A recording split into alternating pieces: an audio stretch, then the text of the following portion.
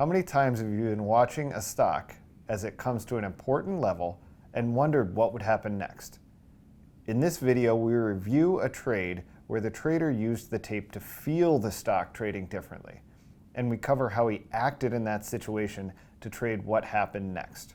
Hi, I'm Jeff Holden, Head of Recruiting at S&B Capital, a proprietary trading firm located in Midtown Manhattan, trading equities, options, futures, and crypto as automated and discretionary traders. This video is a great and quick example of how to develop that feel for what could happen next. Let's get into it.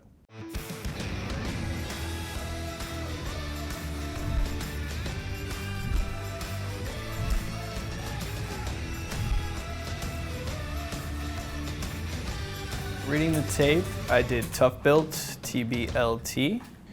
Okay, so on 6/22, on Wednesday of last week after the close, TBLT Industries, TBLT, announced the closing of its previously announced public offering of 3,157,895 shares of its common stock, together with warrants to purchase an offering price to the public of $190 per share, which is important. Warrants will have an exercise price of $190 per share, and you can exercise them upon issuance, which is also important, and they'll expire 5 years from the date of issuance. So, like, warrants are a sweetener to an offering. You want to get people to take an underperforming stock, so let's be honest, it's not the best stock out there, and they want to add warrants to their offering. And the interesting thing, Because warrants are essentially an option. Yeah. Yeah, so it is very much a sweetener because people don't have to pay $2.68 for the warrants because they're only valuable above $1.90. What was interesting about this one is that they were exercisable upon issuance, which I don't know if that's the standard. I'm pretty sure that's That's not normal. It's not normal, you right? have to so get, like but a certain period or a certain price. correct. Usually there are some stipulations around Yeah. it. From what I remember, and that's what makes them. That's what makes the warrants so tradable. Yeah. At this point, the warrants would be they would trade just like the stock if it's above $1.90. Yep. So yeah. So that's what I was thinking. It's also a way to juice the shares. So if there's only 1 million shares available to trade, but you have a bunch of warrants, you can juice the shares. Yeah. So you basically can upsize the offering through warrants. So I thought they were like just jamming this thing to be able to exercise these warrants. Could be, yeah. So low flow, only 1 million shares available to trade, so this thing can really go anywhere. So this is after the first down move. Okay. Do I have a larger? So you can see there on this one, the chart there. So after it failed at the top there, you have all these buyers that are out of the money, creating overhead supplies. The price comes up, as like Lance was talking about today.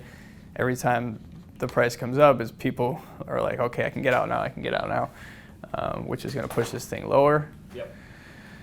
That's the psychology of price and volume. It's also the way that it's going up there, right? So it doesn't go up and consolidate. It goes up, and if you look at it, how quickly it goes up, and then how quickly it goes up off the lows. So if you go back to that other chart real quick, how quickly it goes up off the lows, right? So like it spikes down to the low, and then how quickly they run it up, right? Do you see how accelerated those are? That's also probably a combination, not just of people being like, oh, I can get out. It's like shorts hitting and then having to cover on the way up. So the reason why I noticed that and why I think it's so important is because you're building an idea of how the stock is trading, and then you're setting your context for what the tape should feel like when it's different, if you're seeing that. So like, if it walks up, if they run the price, I'm guessing we're going to cover that dropout. Yep. So like, well, no, actually this one, no, I missed this move here. This one, yeah. So the trade that I made was in here. Correct. Yeah. That's what I was thinking. Yeah. And so you actually have way more information there because you have levels to trade against and all that stuff. But the reality is like there are people probably very aggressively shorting this into the 3 level, and you see how quickly they're forced to cover. Yep. Up into the 315, 320 area. And then, there are definitely sellers there, but you're really trying to time when something is really different versus it just being exactly the same. Yeah. And you see that with the speed on the tape. You see it with the speed on the tape. I actually feel like as soon as the tape starts to speed up, you want to see how quickly it lifts. versus how quickly it just kind of drops. Yep. So I actually tried this here. Yep. Took a small loss. Yep. Stopped out, and then as we get here, you'll see the tape change. Yeah. Yeah. And the reality is, like, you can try the momentum trade on that break, and then actually to make a different trade when it doesn't lift. Mm-hmm. Right. So if you look at the bars, you have the bar down into the 3 level where you took it. You don't have to just trade it as the 3. You could actually short it up when it gets to that 310, but doesn't like go to 315. You can short some there, and you're kind of running in front of the 3. Yeah, you're running. But it gives you a little bit of room, and then you add through. But you can do this trade 3 or 4 times. You just have to be right once. You could do this trade 3 or 4 times. You just have to be right to make once. money on it. To make money. Yes. Yep. Because you got a tight stop. As there. long as you respect your stops. Yeah. Yes. You got a tight stop. There are a lot of people that don't respect that. You can tell there are a lot of people that tried it 3 or 4 times that did not respect their stops, so they had to get it right once. But yeah, you're right. If you trade it the way this setup is supposed to be traded, you can try it 3 or 4 times, and you only have to be right once, and you'll actually have a pretty good day if you're right once. Yeah. So. If you want to learn 3 more real-world setups that our traders use, including the simple setup that we teach all of our new traders, and the setup that turned one of our traders into a 7-figure big money earner, check out the free webinar that we're currently running. Just go ahead and click the link that should be appearing now at the top right-hand corner of your screen. That will open up the free registration page in a new window, so don't worry, you won't lose this video. You can also visit tradingworkshop.com to register for this free intensive workshop. You're going to learn more in a couple of hours from this trading workshop than from years of online education. So this is after. So the time here is 11:31. So I have the 2 times here where Let's skip forward to like 11:36 then. Yeah. Just so we're setting the context the right way.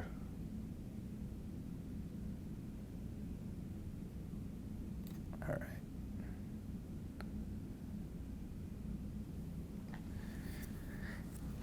Okay, so you'll see that at 3:15, I'm talking about the price 3:16. They can't get this over. Right before that, right? So you see they can't get this above 3:16. Yep. And you'll see on the tape.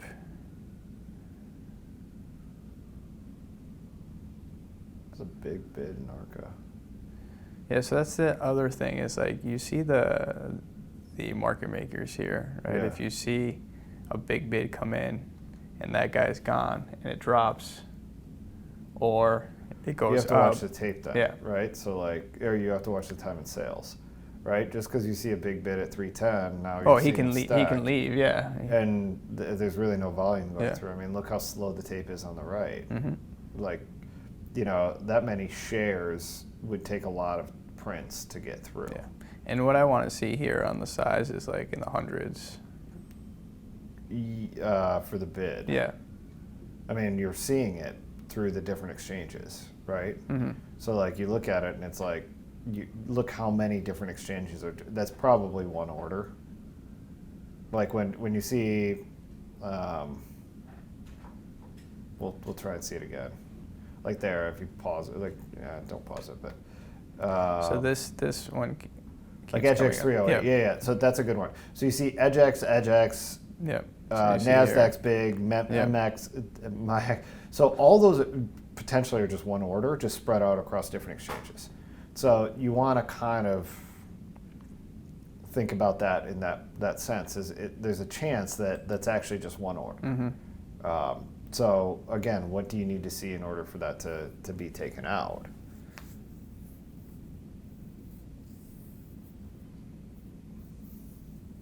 So here it looks like we're going to break that. Yeah.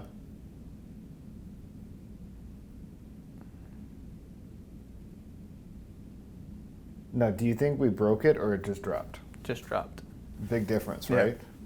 Big You want it, difference. so 3 is the opening price, right? And it's a nice whole number there, and people usually set their stops at whole numbers, right? So I think that everything lined up that if this breaks 3 is when we're really going to get the flush out.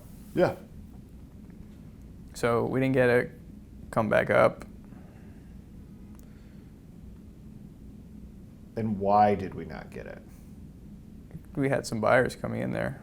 Yeah, but also, holding it up. Like, do we think they just dropped or they disappeared? That like 308. They probably disappeared, right? Like, we didn't see the volume come through Yeah. to say that many shares were actually purchased, so they probably just disappeared. Yeah.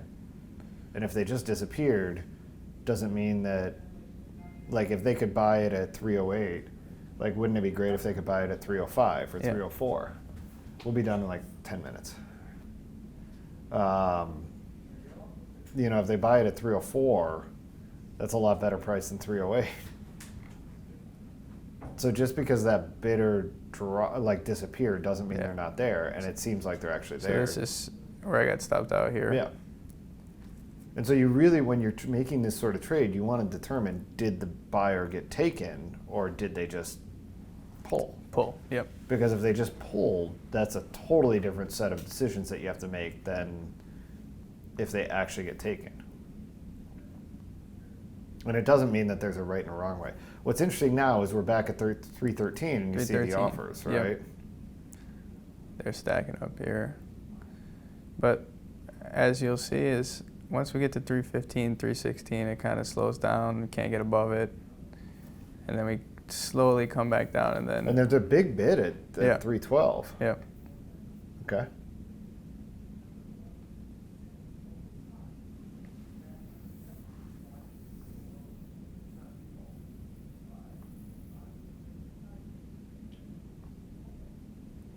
And then let me just fast forward a little bit here. I mean, why do you think that it's not lifting?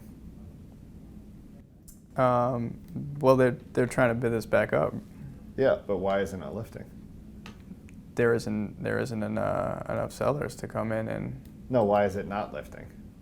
What do you mean? Right? Like it just failed at that 3. Where should it go? The buyers are stepping up. Yeah, like, here. Why do you? No. Where are the buyers stepping up? I'm sorry. Like here. right now, where are the buyers?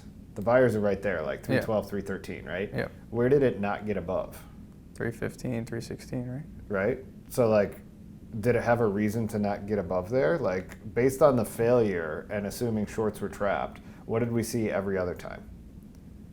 Like on the chart.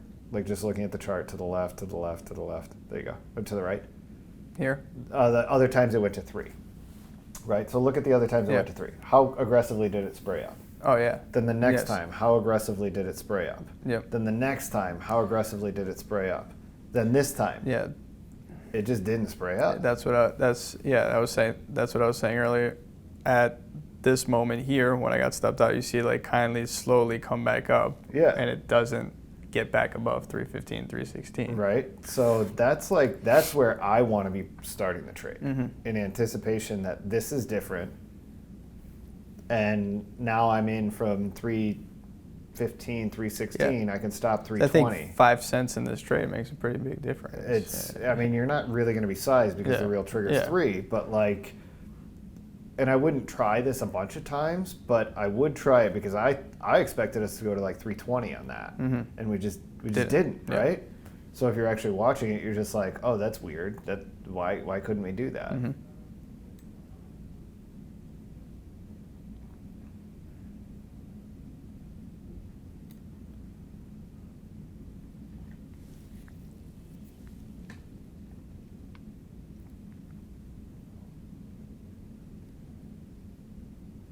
And now we're coming back down to that 308 again. And so that level proved to be somewhat important.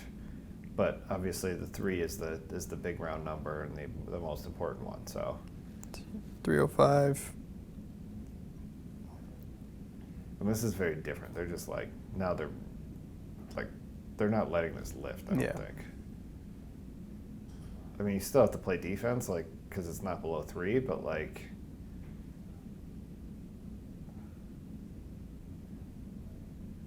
this one feels like it's going to break. The other one, I don't know. Yeah, you see a little bit of difference start to pop up right around now on the tape, and a little bit quicker. I mean, look at the size of it. And now you got size on the time and sales. The size like midpoint. 5,000. Yeah. So that's like that all feels so different to me. So execution, where you see the tape picking up now a little bit quicker. Yeah, so but again, if 3 is your goal, like you have to kind of wait for 3, right? Oh, this is where I shorted at Yeah. 306 Yeah. with a stop at 310.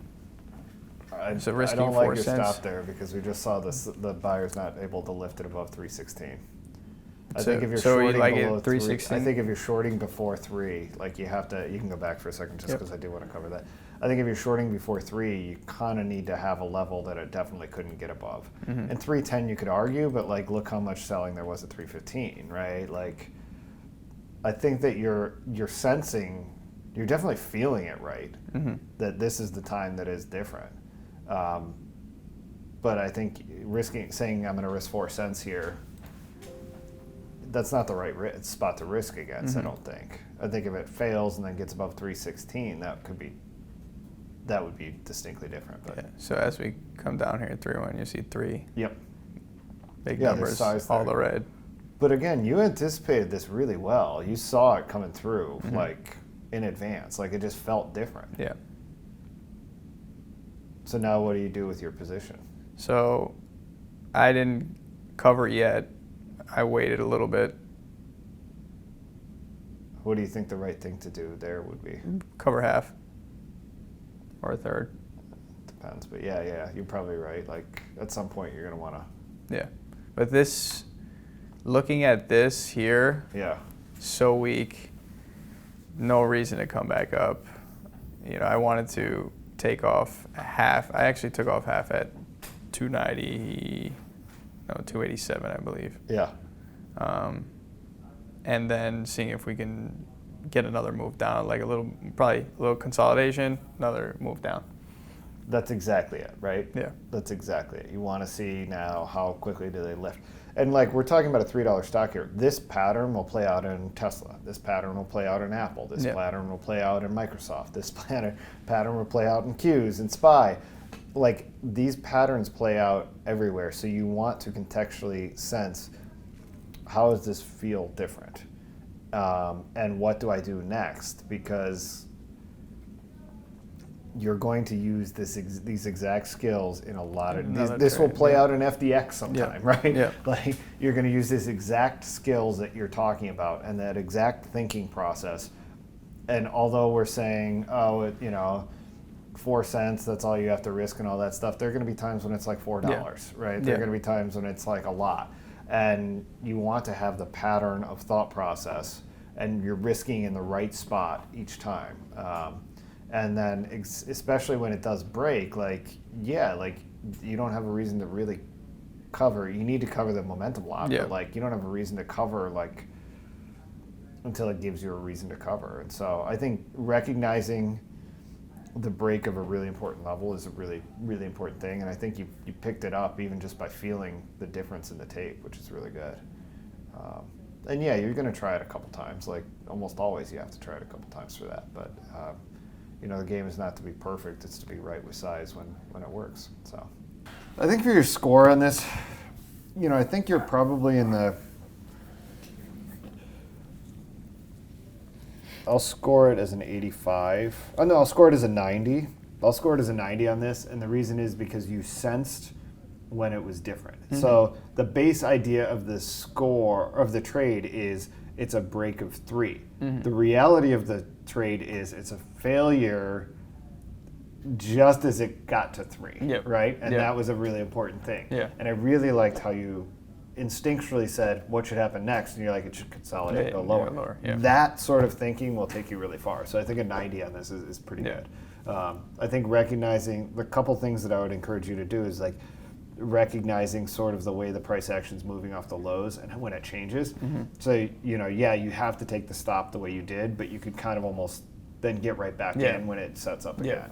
But overall, I think this is really cool, and I love the fact that we got such a clean level to trade against with the 3. Yeah. And really like the way it accelerated away from that level when it happened. So overall, really nice job. Awesome. Thanks. Hey, go ahead and click our subscribe button so you don't miss any of the videos they're producing for you in the trading community. And please take the time to add your feedback in the comments section for what videos you'd like for us to produce next and what you found helpful from this video. From all of us at SMB, train and trade well.